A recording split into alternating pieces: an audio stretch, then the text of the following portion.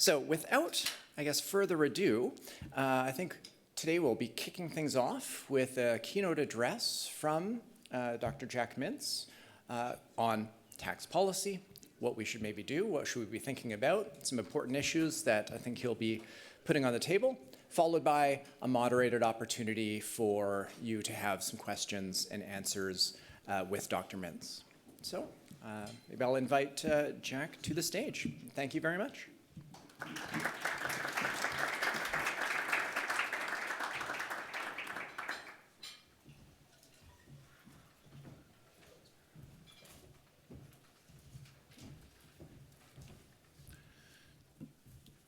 Well, thank you very much, Trevor. It's a pleasure to be here today. This has been a very busy week. I was in Edmonton just from Sunday to Tuesday, and then here last night and today. And then tomorrow I have the pleasure of teaching my tax policy course, which is online, which includes law students and Master of Public Policy students at University of Calgary, although I sit in Toronto while they're all sitting there. Now, I can easily give you a 30-hour discussion about tax policy in Canada, but I don't think that's going to be appropriate right now for the half hour that we may want to talk about tax policy. Also, you know, we're going to be talking about productivity, and I think when one starts dealing with it, and I think Trevor did a very fine job explaining some of the issues that we're now facing, is that you really get reminded that economics is really the dismal science, and I'm sure here at lunchtime that might be not exactly the kind of discussion you want to necessarily hear. Is one that's depressing as opposed to one that's exhilarating. But what I want to do is go through a number of key points, which I will discuss, and this is a bit of a summary of that. And some of this I think has been well repeated, but I will remind you of these issues. And the first one is simply that we do have a serious productivity problem, as Trevor mentioned. And as I'm going to show a little bit in terms of some data, there's been almost no growth in real per capita GDP over the past 10 years. And there's been very little growth in investment.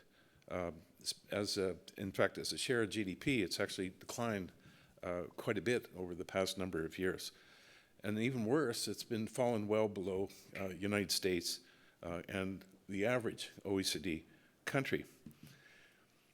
And of course, this record has been there well before the recent crisis that's developing vis-a-vis our relationship with the United States, which is a very serious issue. It's not just the tariff issues. In fact, I've got an article coming out tomorrow that I'm going to be talking about the tax wars that are coming up, where there's going to be certain challenges by the United States vis-a-vis some of the taxation policies that other countries have, including their VAT systems, which is a very significant issue because there's 175 countries in the world that now have VATs, including ourselves. This particular America First policy, of course, is leading to a realigning of the world and a real questioning by countries in terms of how they're going to proceed in the future with a U.S. Government that, at least for the next 4 years, is going to be much more almost abrasive in its relationships with other countries, but certainly challenging other countries in terms of the things that they do. But the good news in some ways is that out of a crisis comes opportunities, opportunities that we can really start addressing problems that we've been very complacent about over the past 10 years, which is, of course, our very poor productivity record. And that has been known, and yet there hasn't been a real feeling or movement in policy to try to address it, even though we've now been discussing it for how long, Trevor? 2 years? 3 years? Maybe longer. In fact, I've been talking about it for well before the pandemic. I was writing about it quite often. So there is an opportunity here, and that's what I want to talk about. Now, as I've also written, there's no single bullet in any of this. I think it's an agenda. It's an agenda of thinking much more about how we can generate the entrepreneurial spirit, the animal spirits that Keynes once talked about, the kind of feeling that people really want to move ahead and try and everyone really contributing to building more with what we have. And that's really what productivity is all about. And I'm not going to talk about all the issues around productivity. It's a long agenda. I think the sad part is that we've done a lot of things over the many years, many decades actually, to improve our productivity. In fact, when I was at the Department of Finance starting in 1984 to 6, we were talking about productivity then. We were talking about productivity in the next decade, et cetera, et cetera. And we did make a lot of good changes, but unfortunately our productivity keeps dropping year by year, where the past 10 years has actually been probably the worst record that we've had yet in terms of growth in our GDP per capita. And so I view there is an agenda, but today I'm just going to talk about one element. And I think there is something that can be done with respect to taxation. And that's what I'm going to be focusing on today. And I think the key point is that, and I'm going to talk a bit about my philosophy vis-a-vis policy. The key point is that we no longer have a tax advantage in Canada. And I'll go through this in more detail in a moment. In fact, we're kind of like other countries on average. And we don't have a tax advantage vis-a-vis our most important trading partner and largest economy next to us, which is the United States. But even other countries, we don't offer a particular tax competitiveness advantage. And I think that's a big change because, in my view, if Canada's going to do really well, we have to remember that when businesses and individuals look around the world and look at North America, what they see is a country with 320 million people accounting for 25% of GDP called United States. And if they look at north, they see a cold climate with a population very dispersed in a very big geography along the US border, and one in which is not a very big population. It's now 41 million or 42 million. I don't know, I forget how many people came in yesterday. But I think that when you think about it, if I was going to go to a market and want to take advantage of a large market, United States is an automatic draw. And I have argued for many years now, actually goes back to a book I wrote for the C.D. Howe Institute in 2001 on Most Favored Nation. And I expressed at that point that if Canada is going to do well, it has to tilt the playing field to itself, and it can do that through policy. And I think you can do that. I've seen successes. For example, I can go on at length about Ireland, which was the basket case of Europe for centuries and turned itself around. And part of it was a tax, what they did on the corporate tax, which was unique. Nobody else did it. It created a huge advantage for bringing investment to Ireland, but there were other things too they did. Infrastructure and education particularly, they made some major changes. But instead of losing people to Europe and North America, Ireland started getting people into it. And if you look at per capita GDP in Ireland today, it's way above anybody else in the OECD except for Luxembourg. And now we also know that a lot of foreign companies have gone to Ireland, and there's a lot of payments that are made to other residents, dividends and other income paid out to the rest of the world. But even if you look at gross national income, where you take GDP and you take out and you subtract out the payments being made to non-residents, and then you add the payments going to residents in a country, which is, I think, maybe sometimes a better measurement of standard of living of the population itself, Ireland has still done extremely well compared to most other countries, and their growth rate has been absolutely astounding. And I can go on about a few other countries that have adopted unique policies, but these were policies that tilted the playing field to themselves and resulted in much better growth and a much better standard of living for them.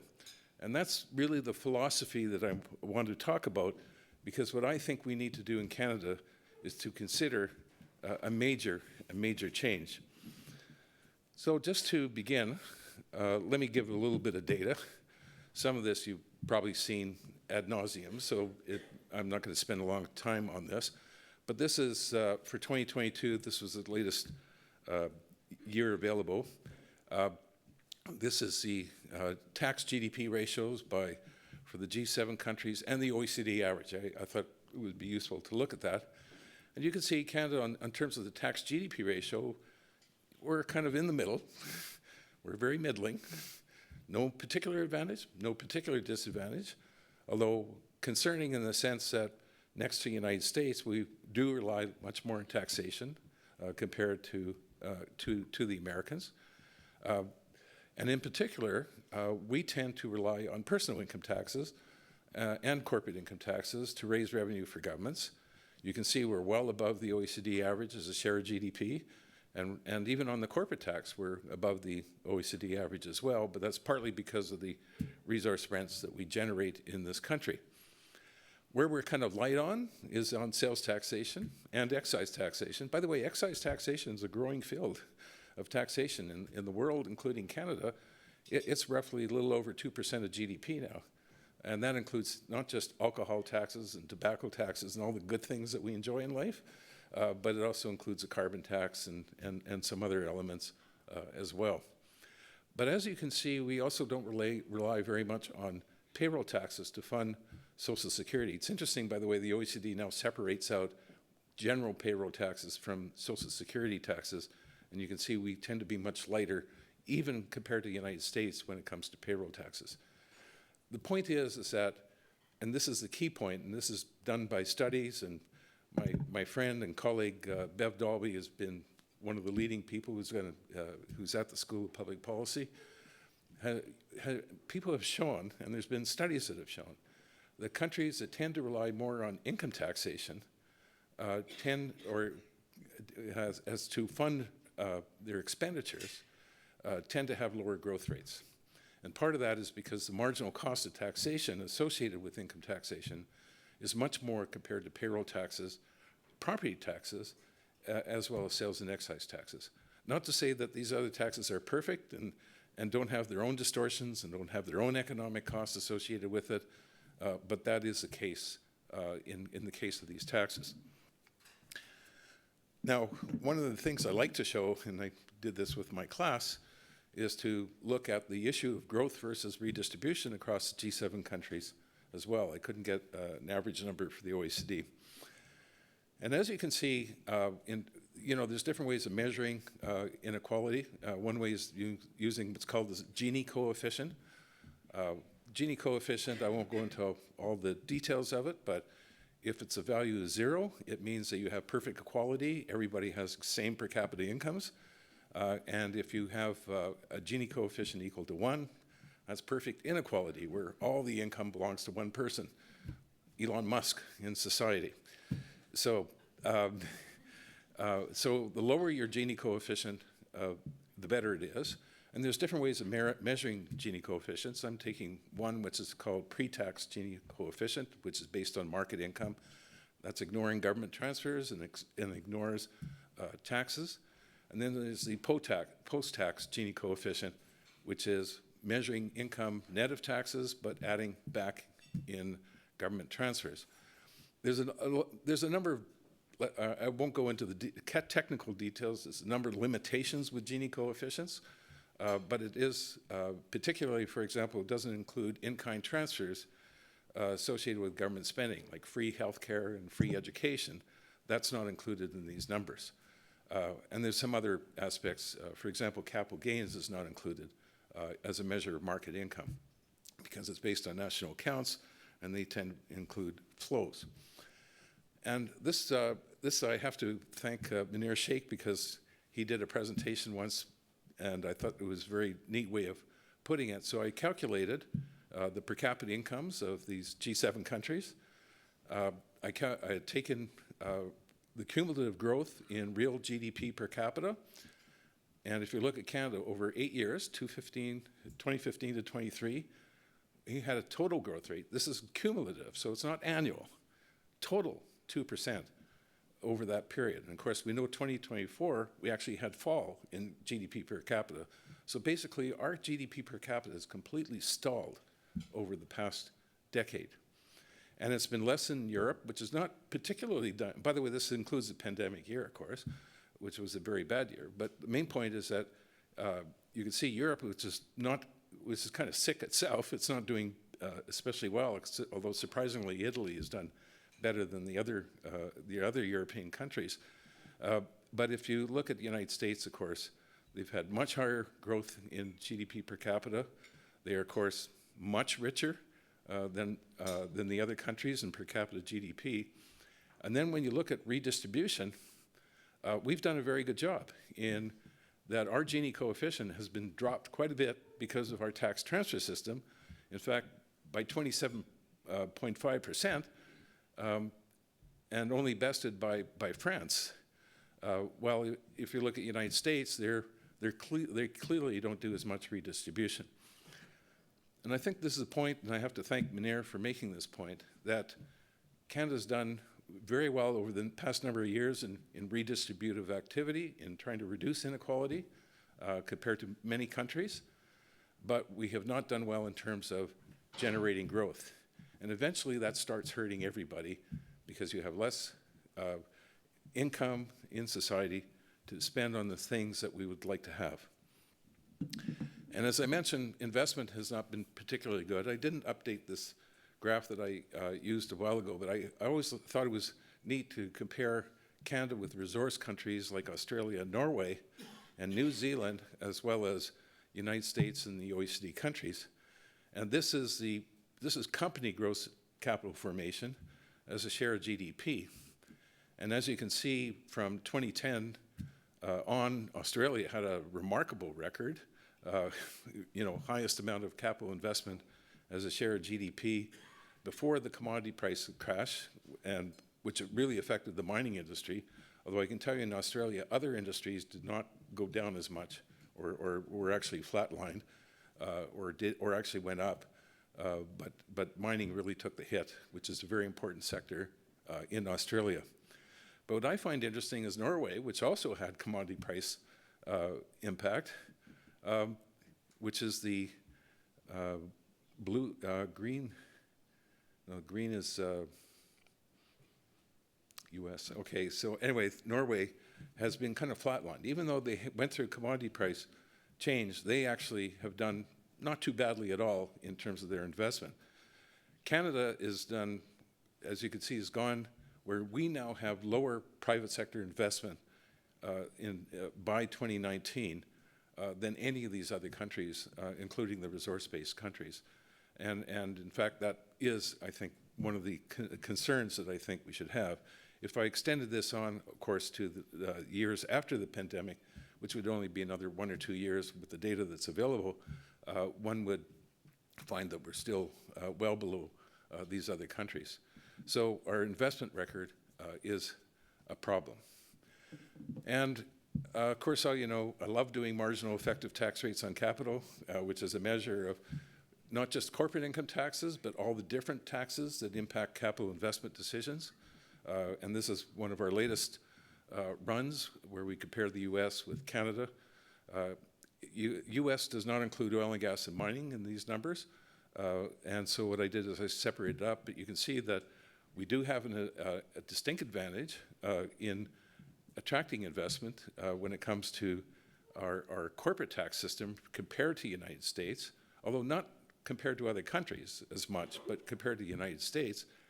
But you can see there's huge variation across industries in Canada, where we favor some industries much more than others. And in particular, Canada has had a record of favoring the manufacturing sector for a very long time. By the way, also forestry, because a lot of forestry includes the manufacturing in these numbers. Pulp and paper mills and sawmills, et cetera, are included here. We have very non-neutral corporate income tax, highly distortionary, but in particular, you can see it's not particularly advantageous in certain sectors, like the service sectors. And Canada is actually one of the worst when it comes to its bias in the system towards manufacturing, compared to other countries, by the way. And I'm not just talking about advanced countries, I'm also talking about other countries like China and many middle-income countries as well. And so this is to say that we really don't have a very good corporate tax system in the sense it's highly distortionary. It may be competitive relative to the US in aggregate, not in terms of the corporate income tax rate, by the way, but in terms of other incentives for capital.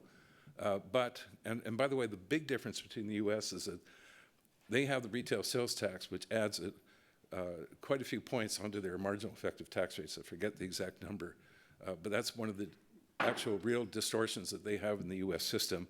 Well, we've gotten rid of the retail sales tax, except for 3 Western provinces, as we know, Manitoba, British Columbia, and Saskatchewan. So this leads me to what I want to say. We have a serious productivity issue. In my view, if we carried out a tax reform that was marginal, lower the corporate income tax a point, or go to expensing for, or let's say accelerated depreciation for capital, that's not going to do very much. It's sort of like what other countries are doing anyway, and we're really not changing the structure of taxation very much. And so I argue that we really need, especially in face of America First reform, we really need to start thinking of what I would call a big bang reform, the kind of reform that has a major transformation in terms of the economy. And I'm going to give you a few examples of that, of what that big reform could look like. But if you look at what Ireland did on the tax side, it was a corporate income tax rate in the early 90s, 1980s, that really drove a lot of investment to Ireland, but it was distinctive, as I mentioned. Israel had this huge migration of scientists from the ex-Soviet Union, as well as Central and Eastern Europe, and they decided to give a little bit of money for people to start up companies, but they did more than that. They undertook significant regulatory and tax reforms to generate more high-tech investment in Israel, and there was a necessity they had. Necessity is the mother of invention.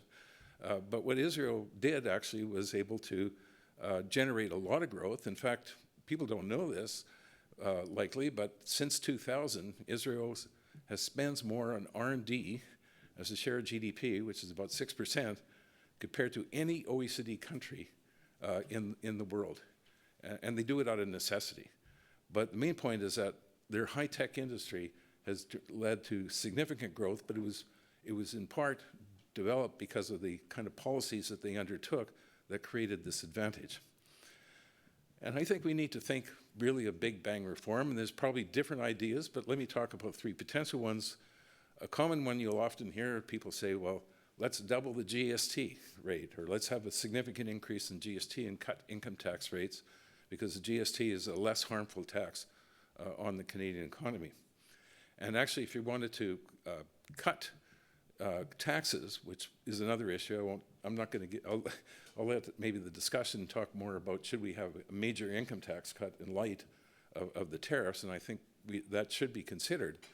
But if you were going to cut taxes, the first one you would go after is the income tax and the corporate income tax, which has the biggest negative impact on the economy and would do most in terms of improving productivity. The problem with that first option, of course, it's probably the least popular option that one has, because the trouble with the GST is that everyone pays the GST, including very low-income people, and despite all these exemptions and the low-income tax credit, it's political dynamite. But also, we've kind of made a mess out of the GST over the past number of years. It's not the cleanest base. And when you start raising the rate too much, those distortions in that GST rate and the GST become more important. And so I think, I'm not going to go further into this, but obviously that's an option that one could talk about. Another one also would be to have a payroll tax, let's say to pay for health care, like a number of countries do, and cut the income tax as well. But again, you'll be shifting the burden onto workers if you do that. That's the advantage of increasing the GST, is you get after the old people. They have to pay some tax as they're retired. Now I'm going to talk about 2 other ones, and that is to restructure the income tax. both the personal income tax and the corporate tax. And the one I'm going to talk about is a simplified income tax with lower rates. And the other one I'll talk about is the corporate tax exemption for reinvested profits. And I've been working on a paper with the C.D. Howe Institute on tax reform, so they have done some very preliminary analysis that we've been working on, but this is just to give you an idea of what I'm thinking about. If you really want to get not just more reducing distortions, but also and improving productivity, one can think about a restructuring that also leads to significant simplification in the income tax, which would be very popular for many people. And the concept I've been thinking about is introducing what I call a simplified tax credit, which would be an option that people could have instead of itemizing a different or a large number of tax deductions that they take right now under the income tax. And of course, for many people, that could be a significant simplification. And also, if you make it an option, then no one pays more income tax, because those people that still want to itemize can still do that. And we haven't quite finished all the modeling yet, but in this particular case, what we've looked at is eliminating 25 different types of deductions and credits, and then increasing the personal exemption, including getting rid of the special one on that's only available for low and middle income individuals, and it's clawed back, getting rid of that complexity. And what we found is that you can increase the exemption have a simplified exemption of about $13,000 per person. 80% of taxpayers would not need to itemize, and that would actually be revenue neutral in terms of the tax system. And of course, if you want to do a tax cut on top of that, which could be modeled, then you could have significant reductions associated with that as well. That, to me, would be one particular option under the personal income tax. Another one, of course, is to go after the rates, the income tax rates, and these are the federal ones. And so again, just eliminating 25 credits and deductions. So you broaden the tax base. Again, this is revenue neutral. You can lower personal taxes. Basically, you keep the 15% for the lowest income level, but for the next two categories, lower that to 15% from the higher rates, and then the top rate can go from 33 down to 26%. And then with the provincial rate, we'll be back below 50%, which is where most countries are these days. There's only some that are above 50%, like Canada. Another option, again, it's revenue neutral, but it gives you an idea that you could have very significant reform and not just simply cut income taxes. The other one I've written about in extensively, there's a long paper published 3 years ago on a big bang corporate tax reform, one which would lead to significant simplification and elimination of distortions, and also be very attractive for investment here in Canada. And the idea would be to exempt reinvested earnings from taxation. You can call it a corporate distributed profit tax. And the way it would work is that you would have a tax that would only apply to dividends paid from book income.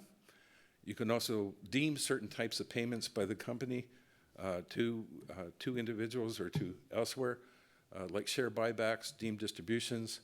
You can have a special treatment on investment income. Investors would still get the dividend tax credit.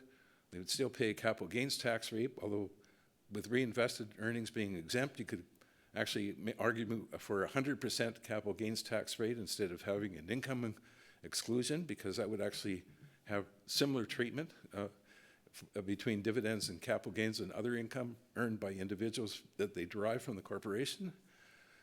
It's simplification that you can get rid of all the accelerated depreciation rules, investment tax credits, because you're defining everything based on book income, not on taxable income. And in fact, they all become irrelevant.